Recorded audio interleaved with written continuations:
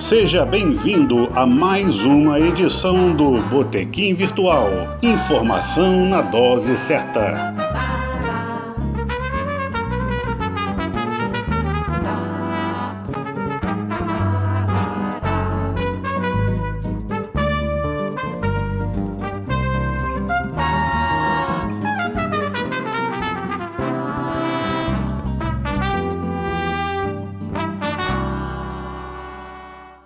Olá, amigos e amigas do Botequim Virtual. Estamos de volta.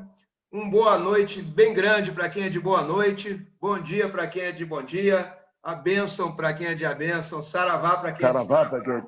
Eu estou aqui reproduzindo essa saudação que me acompanhou durante muito tempo, quando eu comecei a ouvir rádio e gostar de música brasileira, porque o nosso entrevistado de hoje é ninguém menos que Adelson Alves, o amigo da madrugada, que passou para mim tudo que eu conheço de música brasileira, já que existia um bloqueio muito forte à música brasileira nas grandes emissoras, e até hoje nós enfrentamos esse problema, né?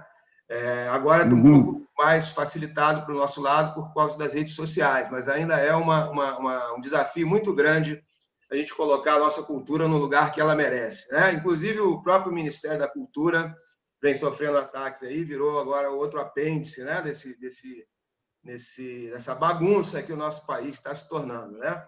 Mas vamos falar de coisas boas. E hoje a melhor notícia é a presença aqui do Adelson Alves, o amigo da madrugada, amigo da gente, amigo da música brasileira. E a gente já dá as boas-vindas. E Adelson, nós temos aqui duas mulheres na nossa equipe. E hoje a Marina ainda não chegou, talvez ela chegue, porque o botequim, você sabe como é, né? Entra um, sai outro. Em geral, eu passo a bola para a Alana Gandra fazer essa pergunta. Além da Alana, nós temos aqui hoje o André Teixeira, Rodrigo Otávio, o Hélio Silveira e outros que vão chegar ainda por aí para a gente bater esse papo com o Adelson. Alana, dá as boas-vindas mais ainda para o Adelson e faça logo a primeira pergunta para o nosso amigo. Adelson, fomos colegas lá na Rádio Nacional, na EBC, lembra-se? Olha, estou trazendo um abraço grande do Douglas Correia para você. Muito obrigado, igualmente. Igualmente, Lona. Eu queria que você falasse, você que sabe tudo de carnaval, um período que teve que os bicheiros criaram uma empresa linda, é isso? Para contrapor lá a empresa que gravava os sambas enredos de carnaval. Como é que foi aquele lance? Não, os sambas enredo começaram a ser gravados por uma empresa aí do Nordeste, que era a família Rosenblit, de Pernambuco, que tinha um selo chamado Mocambo, em Recife, e que possibilitou o maior astro da música nordestina da Paraíba, Jackson do Pandeiro, a gravar o seu primeiro sucesso, o Forró em Limoeiro, quando ele era o principal astro da Rádio Jornal do Comércio. Que o Jackson, ele vai para a Rádio Jornal do Comércio com a Tabajara, ele era o crooner da Tabajara. Aí na Paraíba, o crooner era o Jackson. E aí a Tabajara, que a Rádio Tabajara de João Pessoa era do esquema Chateaubriand, né? Como também a Jornal do Comércio no Recife. Aí eles vão para Recife e o Jackson se torna o grande astro da Rádio da Jornal do Comércio. E ele é o primeiro e único artista da época a estourar fora do circuito Rio e São Paulo, porque ele estourou com o disco da Rosenblit, da gravadora Mocambo, aí de Recife, o Forró em Limoeiro, né? Eu fui para Limoeiro e gostei do forró de lá. Eu vi Isso aí é o Jacques que estoura em Recife, e foi exatamente por causa desse estouro que as gravadoras começaram a querer levá-lo para o Rio, mas ele tinha medo de avião, demorou. Ele botou o pé para dentro de uma aeronave Então, o Zezinho Rosenblit, da família Rosenblit aí de Pernambuco, que vem para o Rio e monta uma pequena gravadora, eu sei o nome, agora está... E aí eles que começaram a gravar os discos de samba enredo. Mas aí a Rosenblit, a Tape... Hã? Pode ser a CID, a gravadora? Não, não. A CID é uma outra pequena gravadora. Não, né? Cape. O nome é assim, o nome eu acho que é meio americanizado e tal. Então, gravou durante um certo tempo. Aí, depois, passou para o estúdio da RCA Vítor, que hoje é a Companhia dos Técnicos, na Praça Cardeal Arco Verde. E hoje o disco é bancado pela própria Liege, que é a Associação das Escolas de Samba, né? E até hoje, um dos produtores é o que veio de Pernambuco com o Zezinho Rosenblit. Como é? Eu também sei o nome. Agora, deu um branco aqui, mas daqui a pouco eu lembro. Então é isso, né? Aí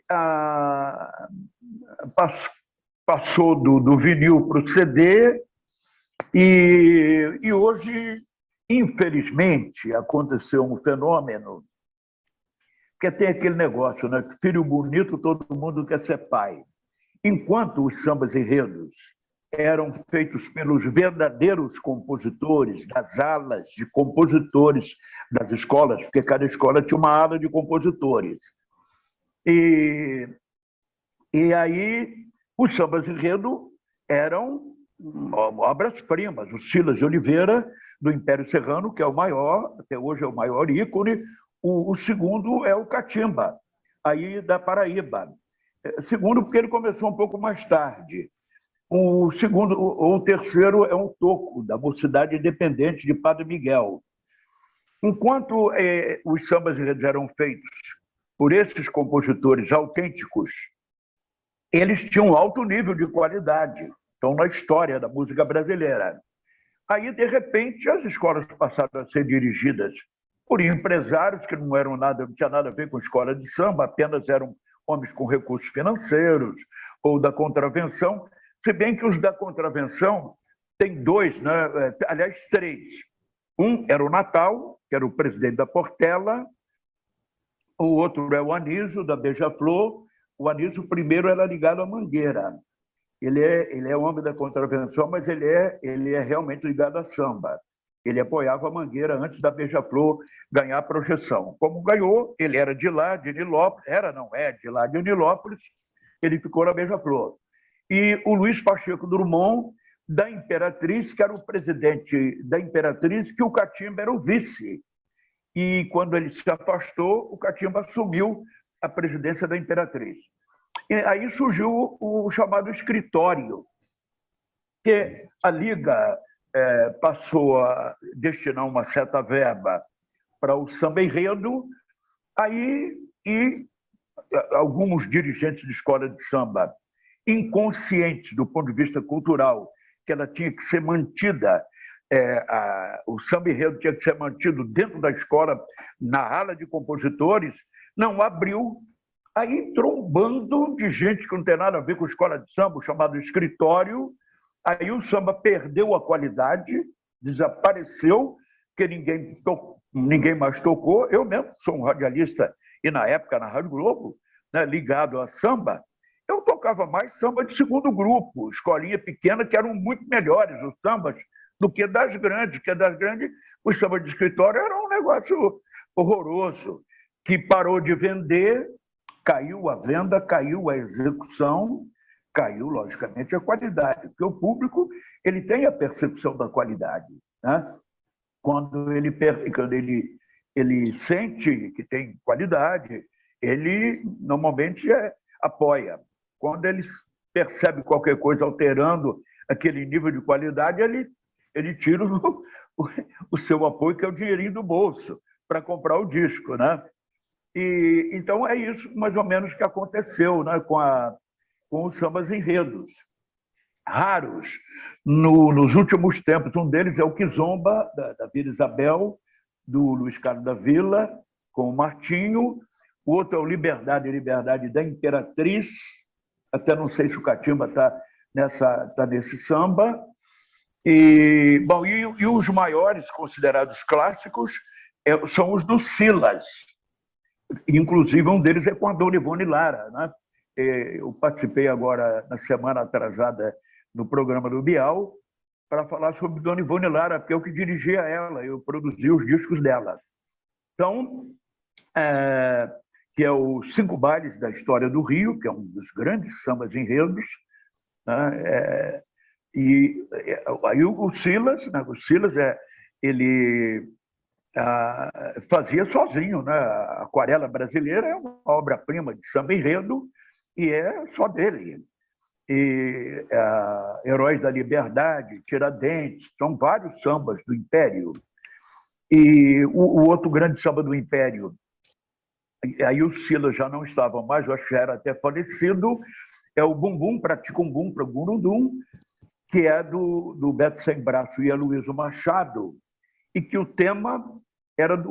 ideia do samba era do Sérgio Cabral Pai.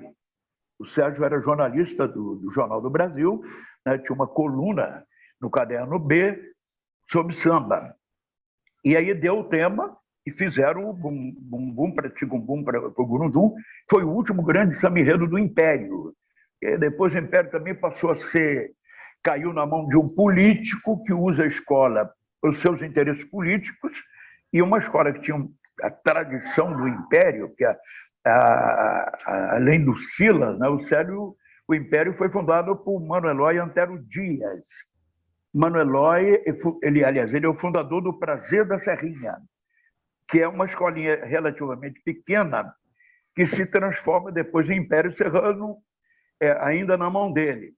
Ele foi o presidente da Estiva, que é o maior e mais importante sindicato de arrumadores do Cais do Porto do Rio de Janeiro, e que tinha um estivador, aliás, três. Um deles era o Mano Eloy Antero Dias. O segundo é o mestre Fuleiro, que foi o maior diretor de harmonia, parceiro e primo da Dona Ivone Lara, e o terceiro era o Aniceto, partideiro. O Aniceto é o mais lendário partideiro, não tem ninguém que chegue nem perto. Tem alguns bons partideiros, Padeirinho da Mangueira era bom partideiro, o Candeia da Portela versava bem, mas o Aniceto era um fenômeno raro, né? Negócio impressionante, né? Um cara que era estivador, de uma cultura relativamente simples, embora vivido em cais de porto, né? Como estivador, vive no cais de porto, dentro de porão de navio, né? Pega saco no caminhão, bota para dentro do porão, ou tira do porão para levar para o caminhão. Mas ele tinha uma... até um pouco meio difícil de definir, rapaz. Ele tinha uma expertise, né? Que é uma palavra moderna, de habilidade de dizer com uma certa rapidez, né? Qualquer tema. Ele versava assim, de repente, no sentido que o partido é repente, mas de repente no sentido ele tinha uma ligeireza mental para criar palavras e versar dentro de um tema que, né, até hoje você tem o Gabrielzinho de Irajá, que é um menino cego, que é muito bom partideiro, tem o filho do Arlindinho Cruz, que até versa bem. O Arlindinho até que versava bem, mas teve aquele problema de saúde. Mas o Aniceto é uma lenda, ele, né? Então, tudo isso estava dentro do Império Serrano. Você vê Silas de Oliveira, Dona Ivone Lara, Mano Eloy Antero Dias, mestre Fuleiro, Aniceto partideiro, Arlindinho Cruz, que hoje teve aquele problema, negócio de droga, tá fora, né? Mas era essa escola, né? E que hoje ela está quase que indo para o terceiro grupo, porque caiu na mão de um político, que podia ser até um político com consciência político-cultural, Mas não, político para explorar como curral eleitoral só.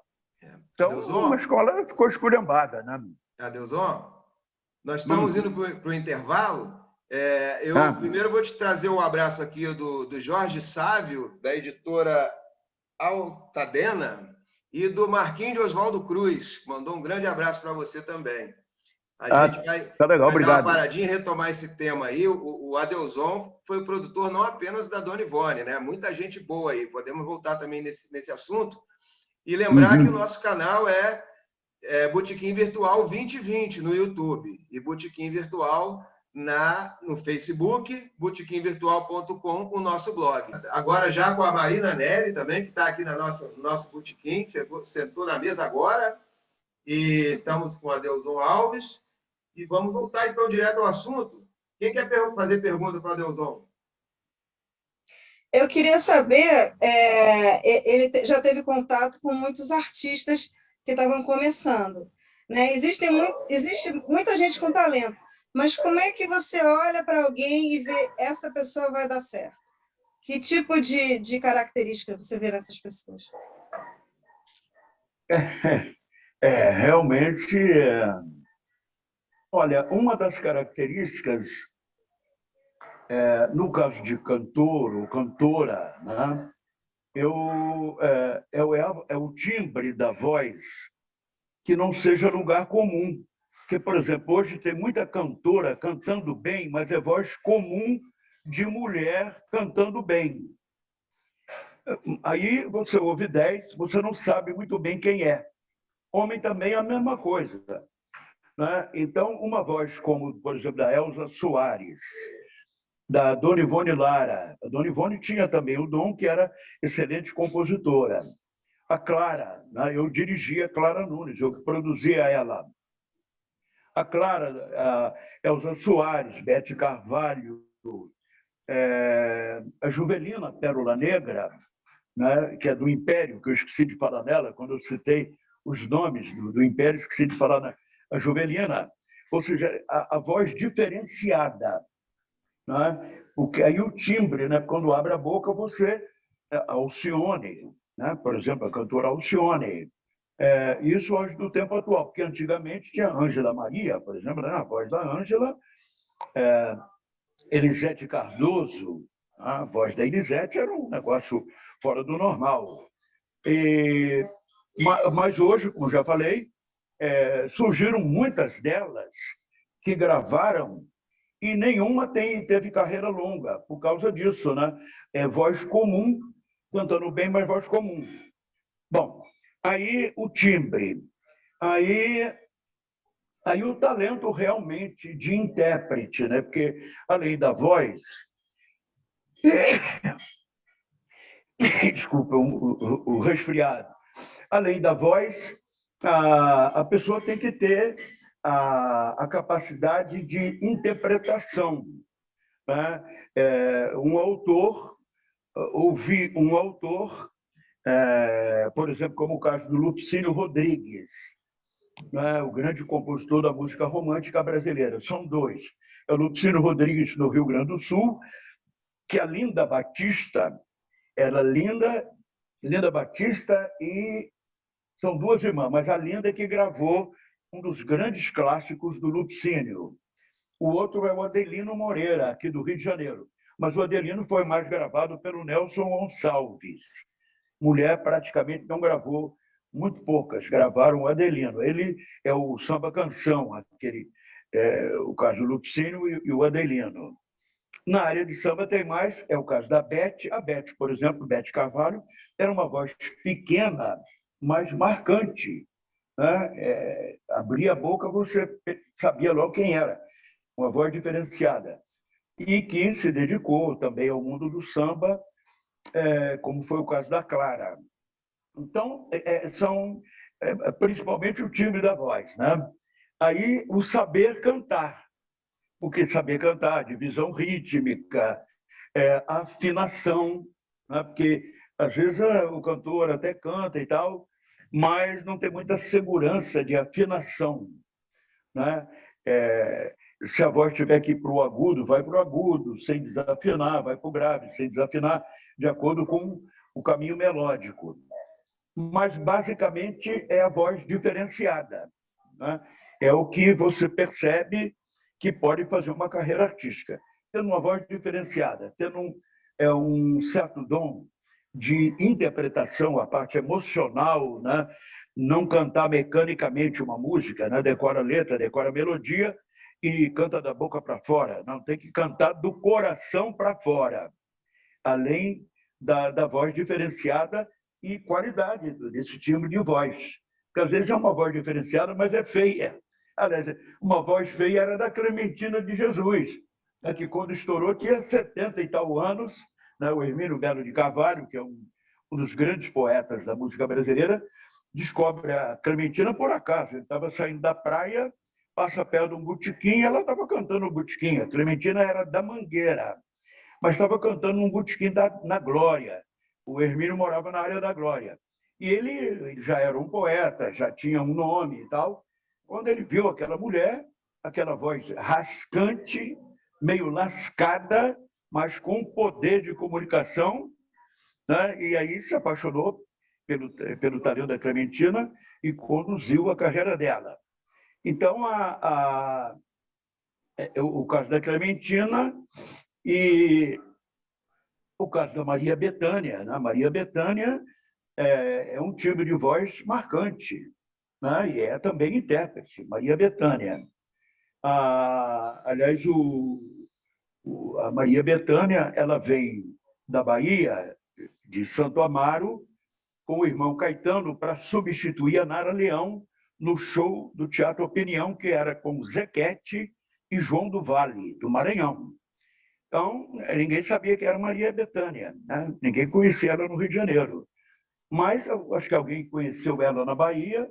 A Nara começou a ter problema de saúde, acabou até morrendo relativamente cedo, e a Bethânia se consagrou ao lado do Zequete e João do Vale, né? E hoje é uma das grandes intérpretes da música brasileira. Então é isso, né? É voz diferenciada. A Bethânia também, a Gal também a voz é diferenciada. Em várias linhas da música brasileira tem, né? Tem cantoras e cantores cuja identificação de talento é exatamente a voz.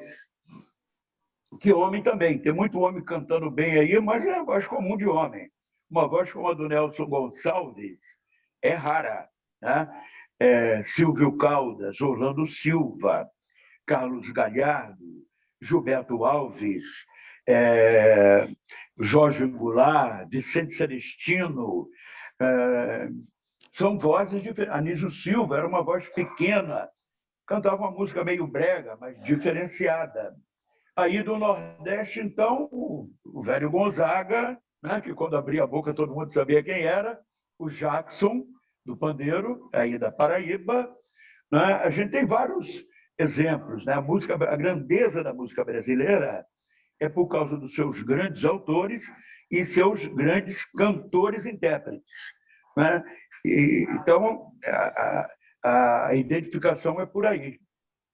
Perfeito. Eu lembrei agora do Ciro Monteiro, que foi, Ciro, do Adeuzão, me inspirou aí nessa abertura que ficou na minha memória para sempre, né? Do samba sincopado. A benção para quem é de a benção. Aqui no ciclo dos abraços, eu acrescento aqui um abraço do Luiz Pimentel, da revista Música Brasileira, que já foi entrevistado aqui. Aproveito para mandar um abraço para o Hermínio Belo de Carvalho, que ele mora numa rua ali em Botafogo, que eu não vou dizer o nome, mas ele foi vizinho do Paulinho da Viola, e eles conseguiram mudar o nome do prédio para Edifício Pixinguinha. Eles fizeram uma reunião de condomínio lá e conseguiram fazer essa homenagem, né? Agora o Hélio vai falar. Olha só, boa noite. Hélio Silveira. Boa noite. Adeuzão, você já respondeu para a Marina. Eu queria perguntar exatamente Clementina de Jesus, porque eu acho que ela é um fenômeno. Eu acho que, sabe quando Deus faz assim, bota o dedo em você? Porque ela não tinha nada para acontecer, né? E como você falou, a voz dela era tão característica, né? que foi um sucesso, e, né, com a idade, né, e explodiu no norte, né? Ou seja, na Zona Sul. Não era uma voz bonita, mas era uma voz carismática, né? Exato. E ela também, a figura, ela já tinha 70 anos quando o Hermínio descobriu ela, né? Uma outra voz agora dos tempos relativamente atuais é o Almig Neto. Almig Neto do Salgueiro, também uma voz feia e que explodiu na música brasileira. Era também muito bom compositor, parceiro do Zeca Pagodinho, foi diretor de bateria do Salgueiro, irmão do Louro, que depois o substituiu como diretor de bateria do Salgueiro. Mas o Almig Neto tinha um DNA, porque o pai dele, seu Iraci Serra, e Dona Fia, a mãe, ela era partideira. E o pai era compositor do Salgueiro. E ele deslanchou, né? Não era uma voz bonita. A gente tem algumas vozes assim, né? Que fora do padrão, a Clementina era totalmente fora do padrão. 70 anos, né? É carismática, mas não era uma mulher bonita, que pode, com 70 anos, ainda ter beleza estética. Ela não tinha beleza estética. Aliás, tem um samba do Zequete sobre Clementina, que é uma obra-prima em que ele descreve a Clementina. Rapaz, poeticamente, o samba não aconteceu, porque quando ele apareceu, as gravadoras já tinham morrido.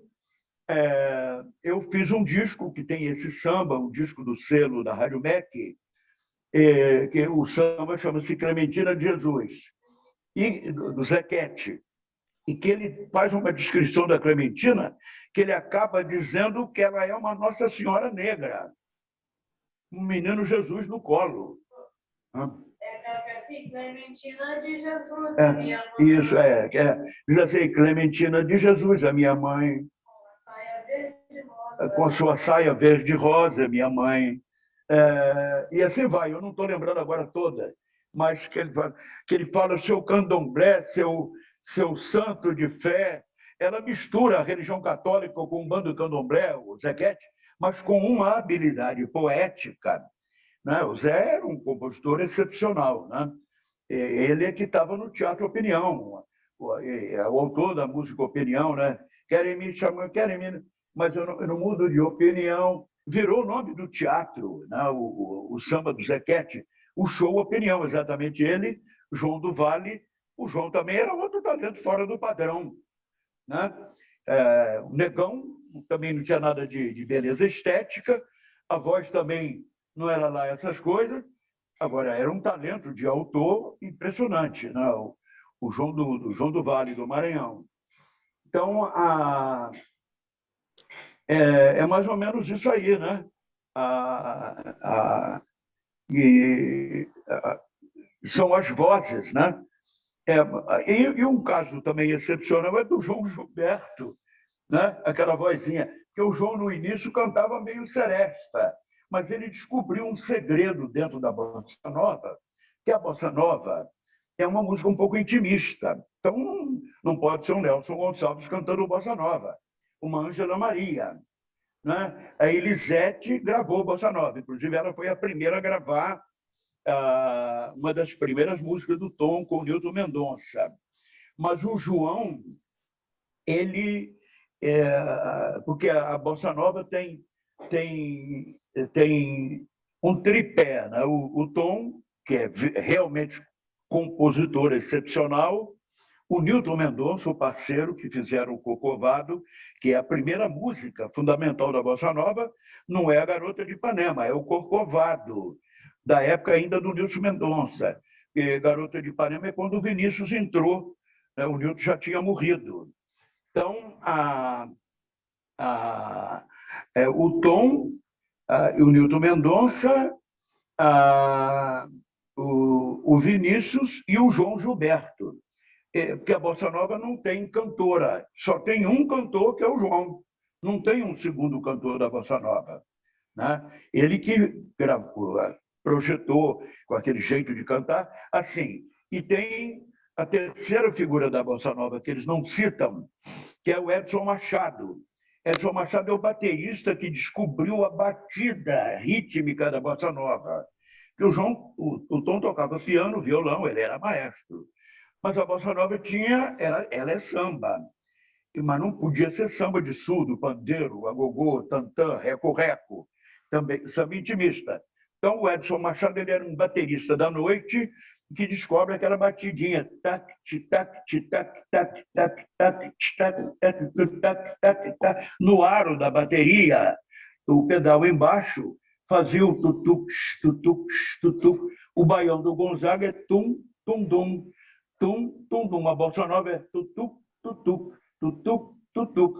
Os tempos fundamentais, que é o 2/4, que é o do samba comum, né? É do samba comum e que veio da África. Veio da África dentro do canto dos orixás, do candomblé. Né? Dentro do canto dos orixás, o fundamental é o tempo 2/4. Os ritmistas dos cerimoniais afro, a percussão ela é dobrada, mas se você pegar o maestro e pedir para ele escrever aquilo, ele vai acentuar o 2/4. E o João, então, pegou a batida do aro da bateria do Edson Machado e fez aquela puxada da mão direita dele, né? Tchac, tchac, tchac, tchac, tchac, e a harmonia, que a harmonia da bossa nova é jazzística. E aquelas músicas do Tom, né? O Amor, o Sorriso e a Flor, o Corcovado, são vários clássicos, né? A própria Garota de Ipanema, que acabou acontecendo no mundo, e tem outra figura importante, que é o João Donato. O João Donato é o mais importante músico da bossa nova, né? O pianista, que o João é que levou a bossa nova para New Orleans. New Orleans era a casa do jazz, né? A cidade do jazz americano. Mas o jazz americano, porque muito cara é muito bom músico, né? Os músicos do jazz são excepcionais, mas o sujeito às vezes é bom músico, mas não é bom autor. Ele fica tocando a mesma música o tempo todo. O Chet Baker, por exemplo, passou a vida tocando My Funny Valentine do Sinatra. Então o João vai para New Orleans, e como ele era do Brasil, ninguém sabia quem era. E nesses circuitos de grandes músicos, tem sempre alguém querendo aparecer, querendo entrar, e eles sempre barram. Que às vezes é uma mala, né? Que acha que é bom músico, quer fazer gracinha perto dos grandes músicos do jazz. Aconteceu mesmo com o João. Aquele brancão meio comprido, né? Ali por perto, querendo dar a entender que queria uma chance, e eles foram empurrando ele para o final da madrugada. Aí, no final da madrugada, aí deixaram ele entrar. Aí, quando ele meteu a mão no piano, meu camarada, eles entraram em delírio. E diziam, o que é isso? O que é isso? Era uma música nova, era a bossa nova do Brasil.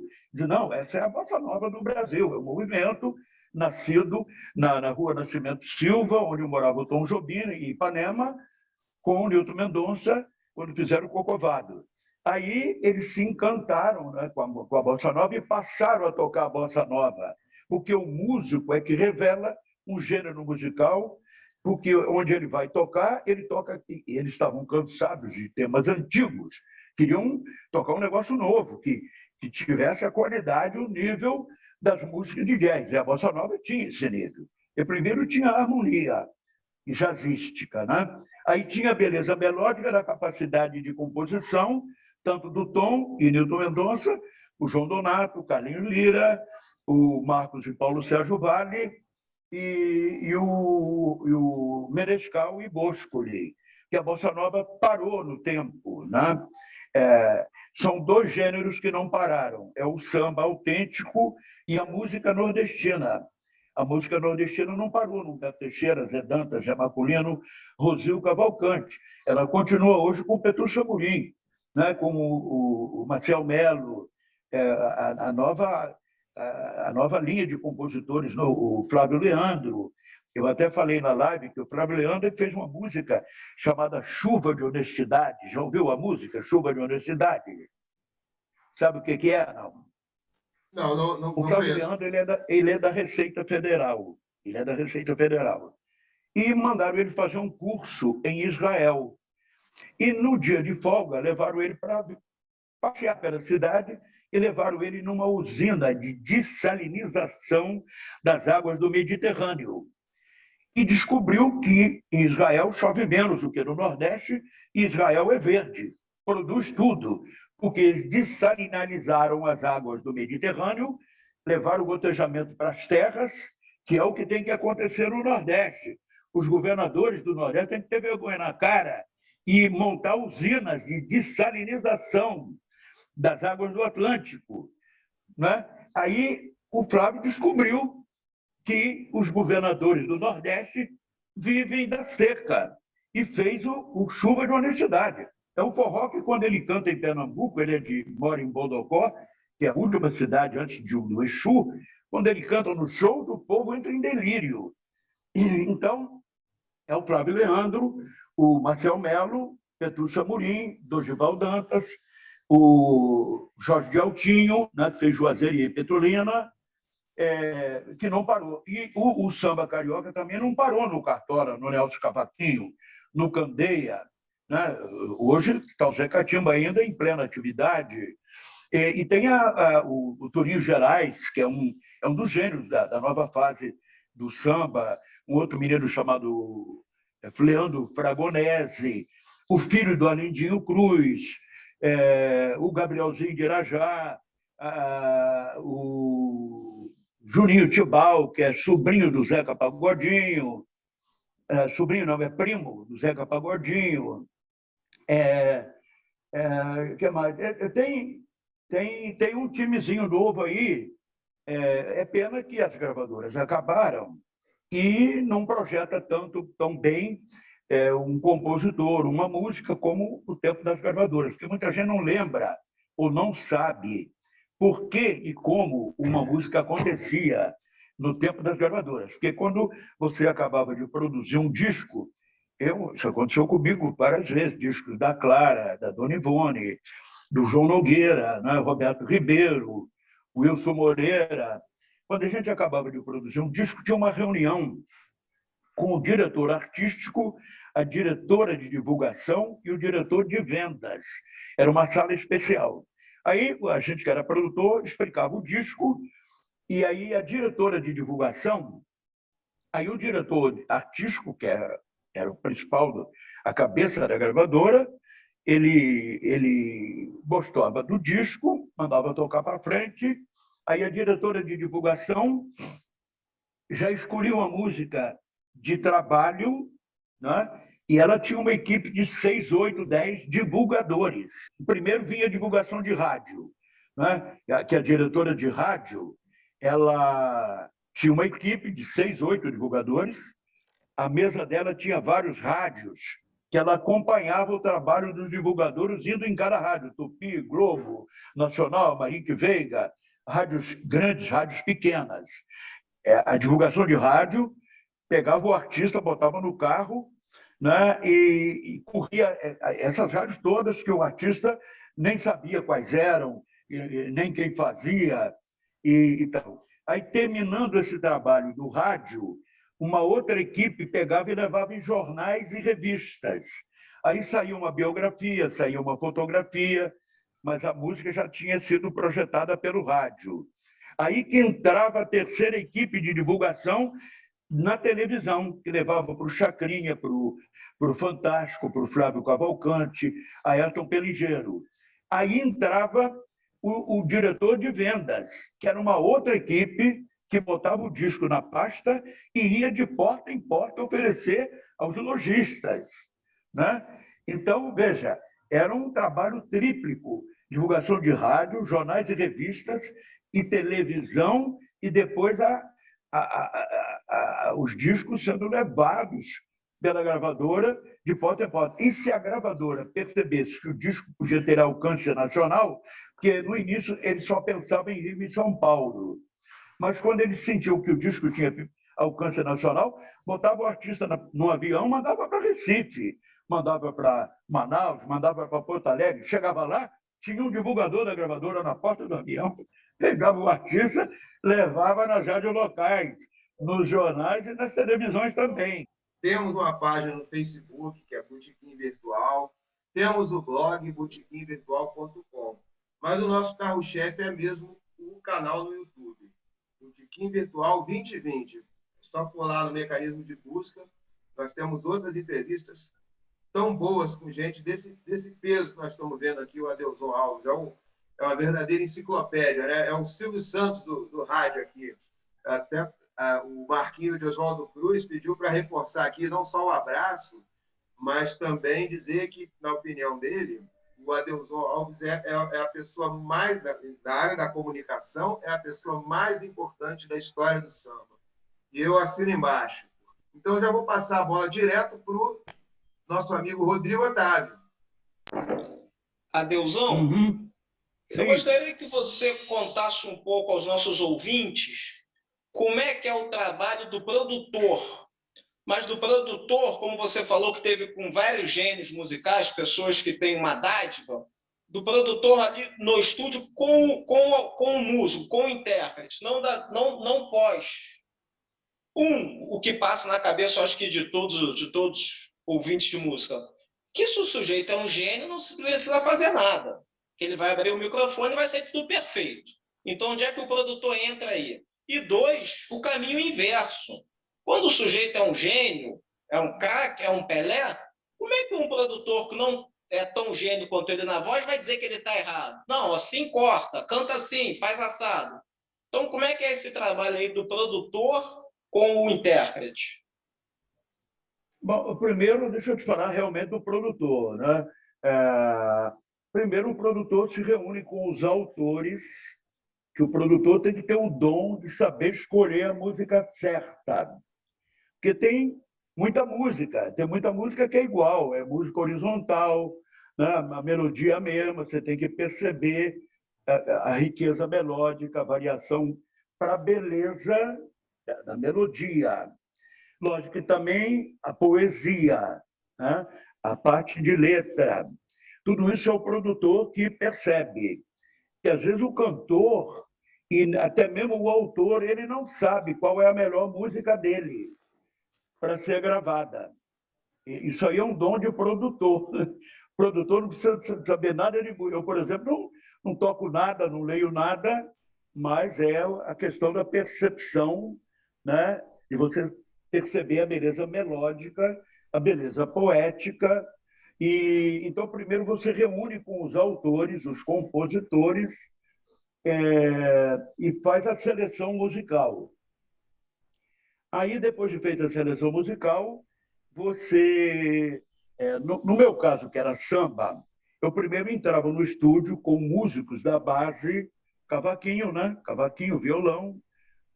No caso, era o Dino, o maior violão de 7 cordas do Brasil, o cavaquinho. O cavaquinho, eu já dirigi um grupo chamado Conjunto Nosso Samba, que era o conjunto que acompanhava a Clara. Eu já dirigia eles, quando me chamaram para dirigir a Clara, eu liguei eles a ela, aí era o cavaquinho do nosso samba, o Carlinho do Cavaco, que era uma mão direita excepcional e tal. E eles, em matéria de percussão, porque em matéria de percussão, no caso de samba, essa rapaziada de morro, todo mundo toca maravilhosamente bem. É criado perto de um terreiro de samba, perto de um terreiro de umbanda ou de candomblé, entendeu? Então, percussão e a raça negra. Na raça negra, uma das coisas fundamentais é a percussão, é o ritmo. Já veio da África, dentro dos tambores, do candomblé, entendeu? Então, me reunia aí já no estúdio com o operador e o artista, aí passava a música para o artista, entendeu? Ele decorar a melodia, decorar a letra e tal, e a gente fazia a base, né? Com esses músicos de base. Aí tinha também a reunião com os maestros. No caso da Odeon, era o maestro Gaia, que era um gênio de maestro, né? Fez muitos arranjos para a bossa nova, do Tom Jobim e tal, e discos da Clara, do João Nogueira, e era um super maestro.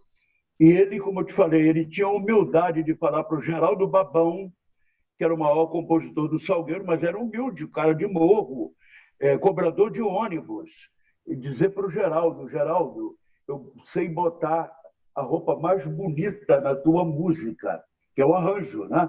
Mas não sou capaz de fazer uma música como essa que você está mostrando agora aqui para a gente. Então tem isso, né? A referência com relação ao jazz lá de New Orleans, né? Que eles eram excelentes músicos, e normalmente os músicos de jazz são os melhores do mundo, mas não são autores.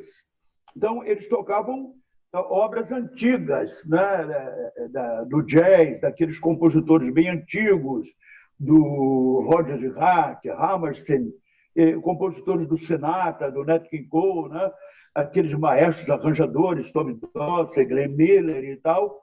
E então foi quando o João Donato ele chega em New Orleans, né, não sei se vocês pegaram essa parte, né, ele chega em New Orleans e vai lá para a noite do jazz, né? Mas eles sempre botam para o lado as malas que às vezes querem entrar ali, quer tocar, quer fazer uma presençazinha. E o João, eles não sabiam quem era, né?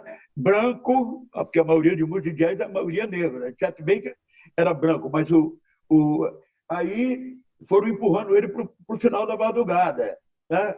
Aquele último rabo do horário.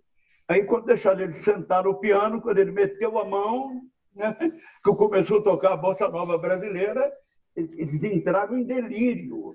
Né? O que é isso? Que música é essa? É uma música nova e tal. Aí ele explicou, não, isso é um movimento musical do Brasil, liderado pelo Tom Jobim, pelo Milton Mendonça, né? Isso os autores.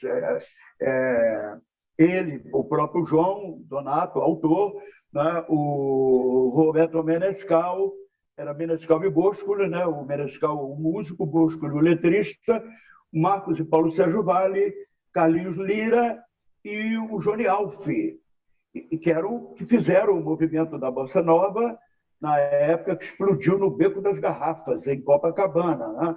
A Bossa Nova nasce lá na Rua Nascimento Silva, onde o Tom Jobim morava, né?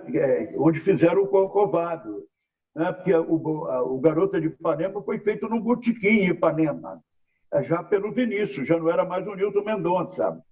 E eu, por acaso, sou amigo da empregada que o Tom Jobim, quando casou com a Teresa Hermani, que é a Teresa da Praia, aquele samba dele com Billy Blanco. Ela é a minha Teresa da Praia, gravado pelo Lúcio Alves e Dick Farney. Né? A dona Silvia era empregada da mulher do Tom Jobim. A mãe da dona Silvia era empregada da mãe da Teresa Hermani. Quando o casal casou, a velha trouxe a filha para ser empregada do Tom. Só que a dona Silvia era mulher do Doca do Pistão de Gafieira. Lembra desse samba? Não é que o Doca, um crioulo comportado, ficou parado quando viu a Dagmar, samba do Billy Branco.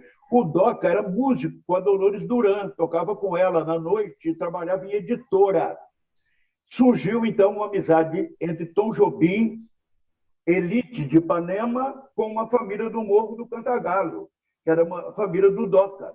Inclusive, tem parceria do Tom com o Doca. O Doca é Alcides Fernandes. Se você vai ver no início, tem Tom Jobim e Alcides Fernandes, que a maioria não sabe quem é o Doca, do Pistão de Gafieira. Entendeu? A dona Silvia, por exemplo, empregada, disse, olha, quando eu estava lá passando cera no piso, tirando o pó, o Tom e o Milton estavam fazendo o Corcovado.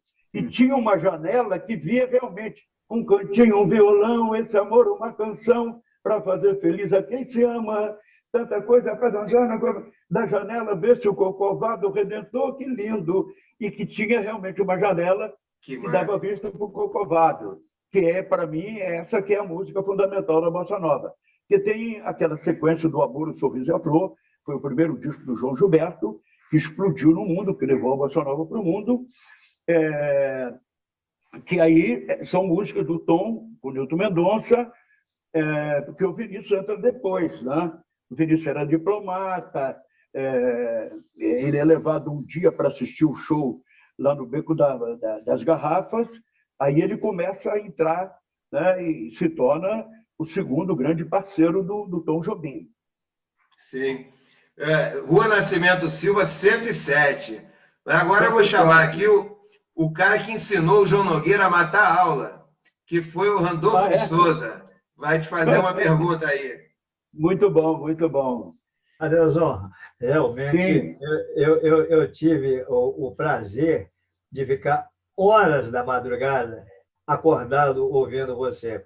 Primeiro que um lado que as pessoas têm que... Eu fiz uma viagem para o sul do país obedecendo um roteiro de anúncios que você fazia de cidades, dando orientação a caminhoneiros. Olha, vai para tal lugar, o posto de gasolina é em tal lugar, e o restaurante em tal lugar. Me fez um roteiro. E eu segui aquilo. Eu fiz uma viagem saí daqui do Rio 11 horas da noite para começar à meia-noite na Dutra. E nessa época, eu nem me lembro onde era a Rádio Globo, se ainda era ali na Glória. E era a AM/FM, né? E a AM/FM eram ondas curtas e ondas médias. Então, como eu usava... É onda média, né? A Rádio Globo mesmo, principal, é a Rádio Globo, como a Mairink, como a Rádio Nacional.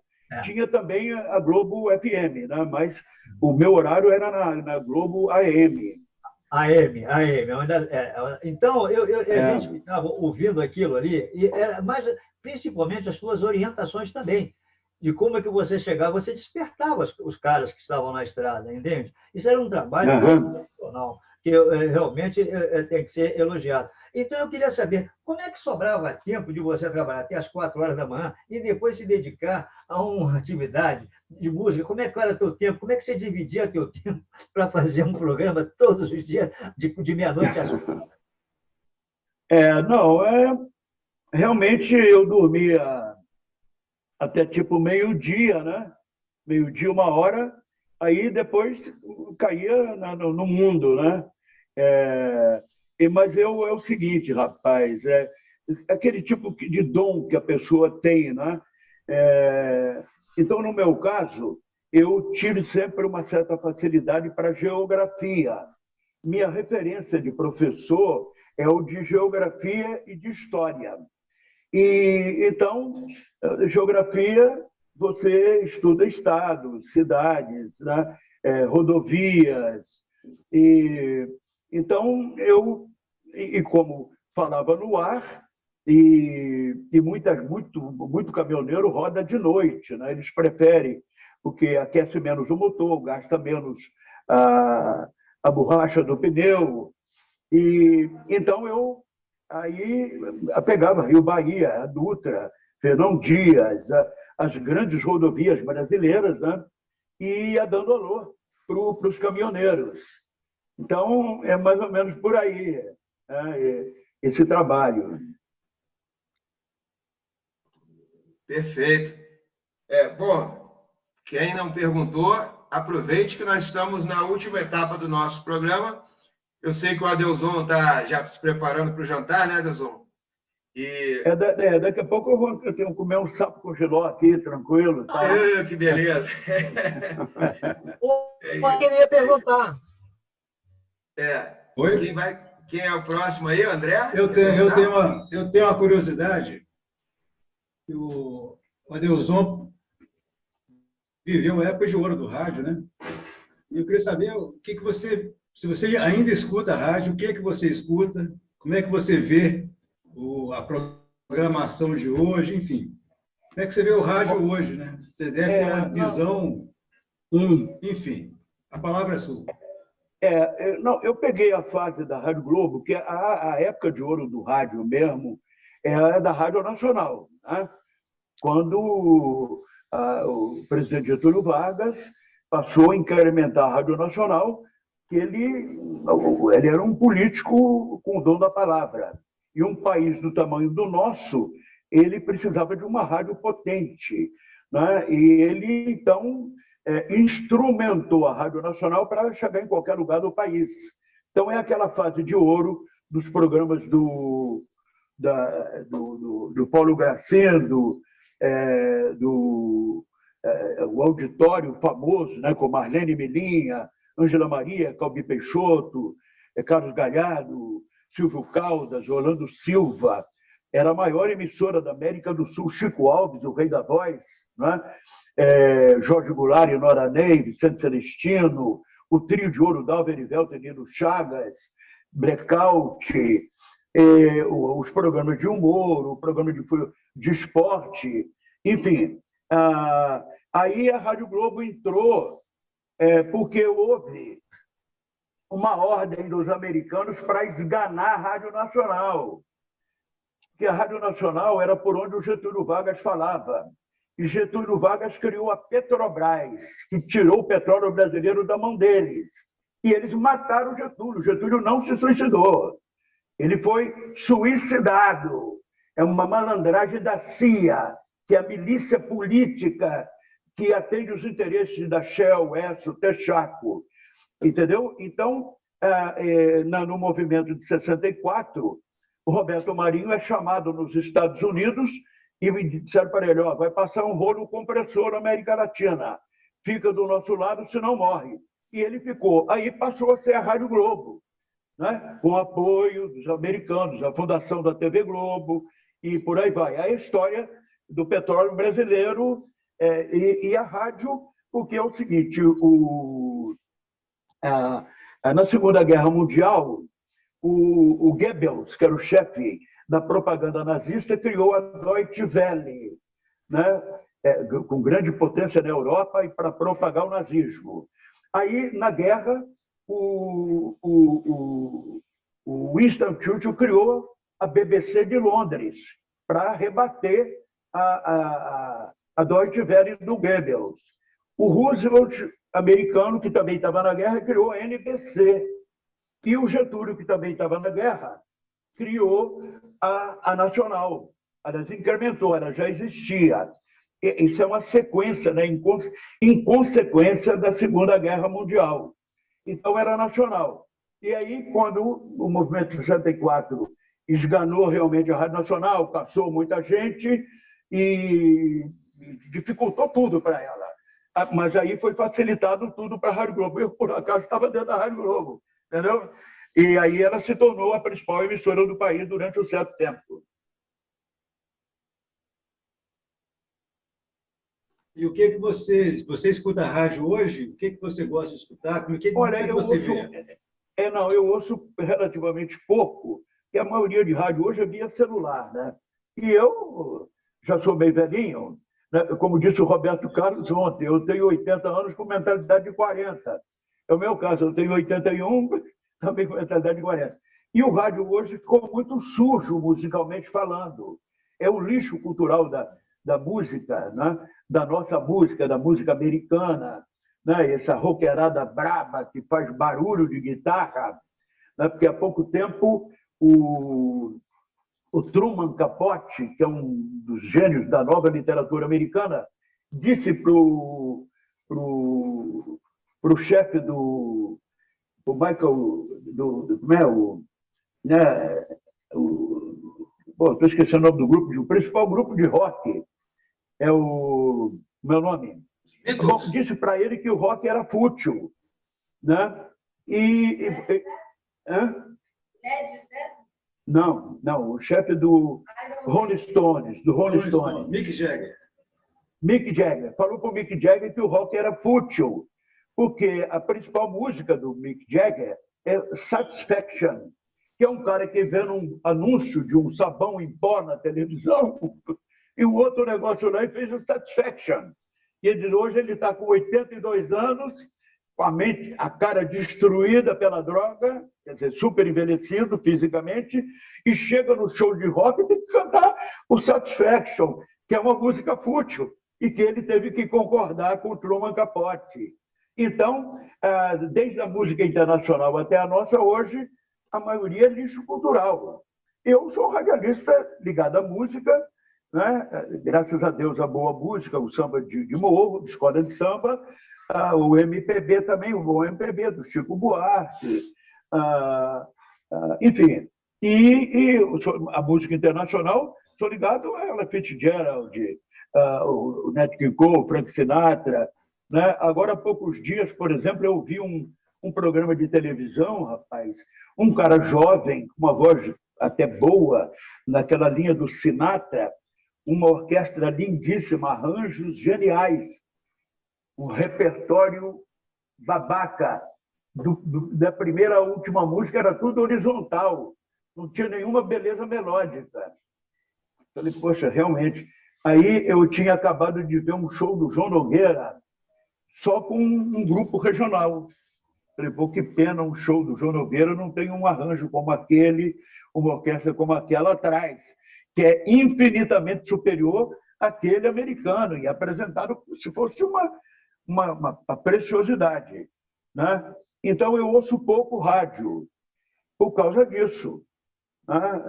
Aqui tem uma rádio que toca até alguma coisa de samba, mas também toca muito sambazinho brega, né? Porque a gente tem um sambazinho sem vergonha.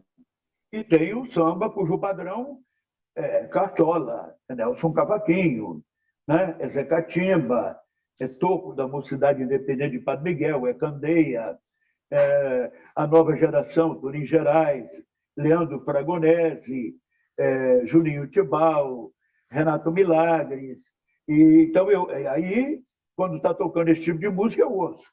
Quando entra outros negocinho meio chacundu, aí eu tiro o meu time de ouvir a rádio.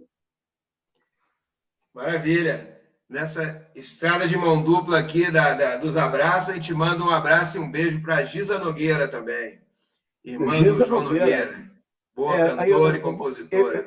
Eu que tive a sorte de revelar a Gisa Nogueira. Né? Eu gravei o samba dela com a Clara, né? Opção, que é um samba perfeito, que a Gisa era irmã do João Nogueira, o pai era João Nogueira também era músico e compositor. O João, se bem que a obra do pai eu não conheço. O João, uma carreira lindíssima de autor e intérprete. A Gisa, irmã, tem uma carreira própria, que não tem nada a ver com o João, melódico e poeticamente. Então, é uma pena que a Gisa era mais educadora, professora, que a Gisa era muito ligada a Lígia Santos, filha do Donga, do Triunvirato, Pixinguinha, Donga e João da Baiana. Então, ela era mais preocupada com a carreira de educadora, professora. Ela só começou a entrar mais seriamente para a música depois que se aposentou. Mas quando eu gravei ela, Opção, né? É uma questão de opção, você há de entender. Entre o samba e o amor, eu vou ter que escolher. Se fico com samba, eu perco você. Melhor te perder que não me encontrar. Melhor cantar samba e saber de mim. Esta dor não quero mais. Sente, ela ainda era professora, né? E é um dos grandes recados da Clara, esse samba. Mas hoje ela tem sambas geniais, né? A Gisa tem uma música chamada Ruga, que é um negócio fora do normal, né? A poesia, a filosofia da letra e tal.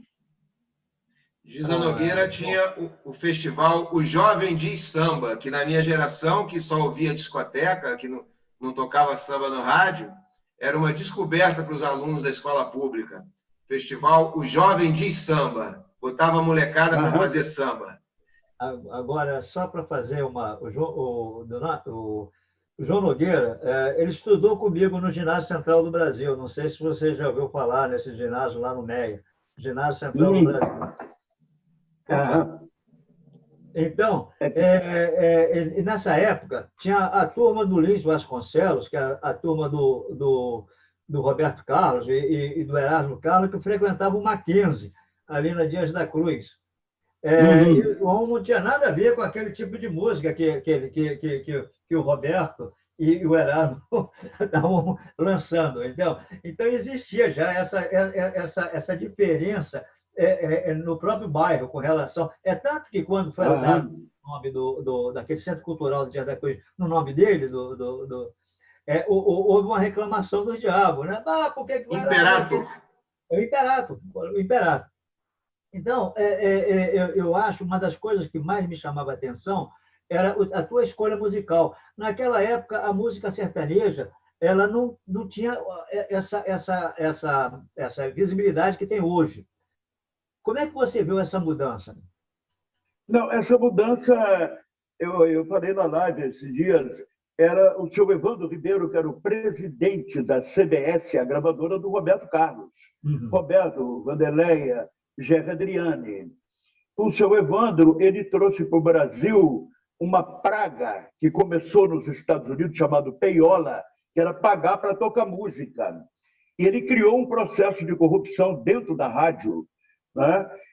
Pagando para tocar música, que marginalizou todo mundo. Marginalizou Silvio Caldas, Orlando Silva, Carlos Galhardo, Gilberto Alves, Jorge Goulart, Calbi Peixoto, Angela Maria, marginalizou todo mundo da boa música daquela época. Marginalizou Luiz Gonzaga, o Jacques do Pandeiro, mas principalmente pagava para só tocar música jovem, o seu Evandro Ribeiro.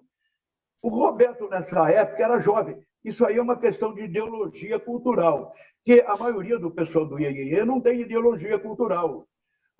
Erasmo, Roberto, Gerry, coitado, eles eram jovens, cantavam bem e tal, e o seu Evandro, que era a cabeça, e recebia, eu acho que, orientação dos Estados Unidos, e para mim, era um processo de alienação da juventude brasileira, entendeu?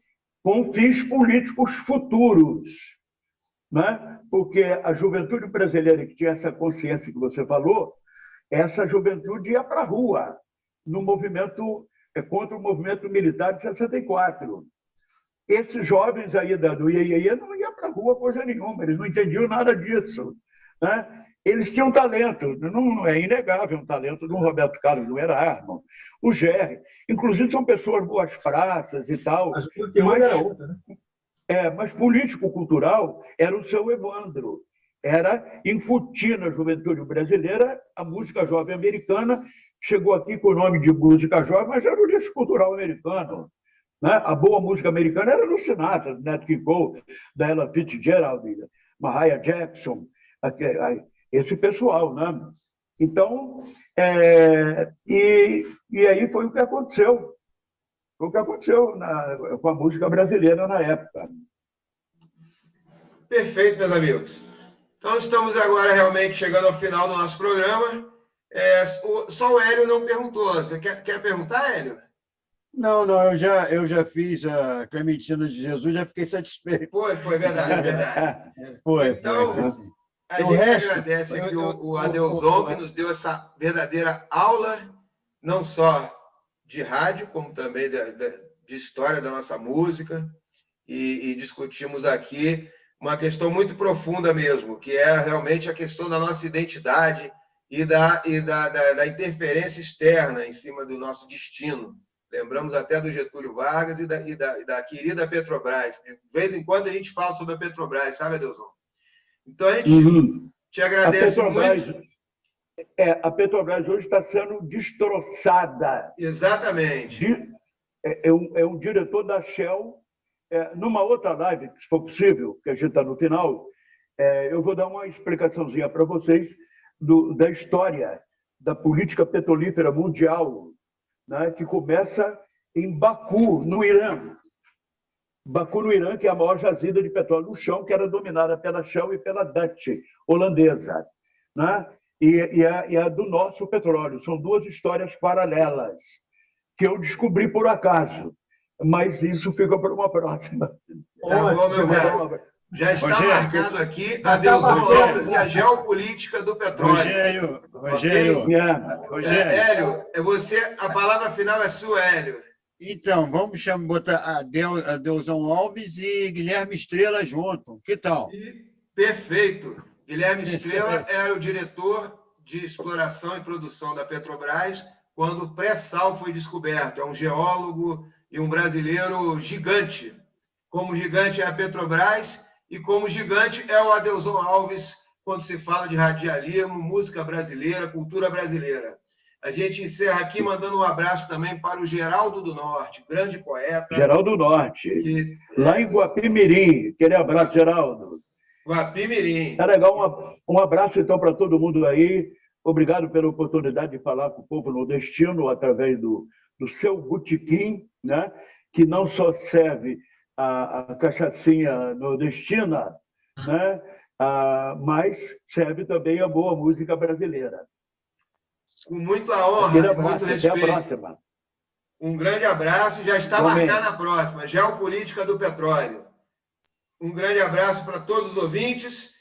Toda sexta-feira, 13 horas, tem programa bom novo, hein, pessoal? Botequim Virtual 2020, no YouTube e no Facebook, Botequim Virtual, e o blog botequimvirtual.com. Esta foi mais uma edição do Botequim Virtual. Informação na dose certa. Até a próxima.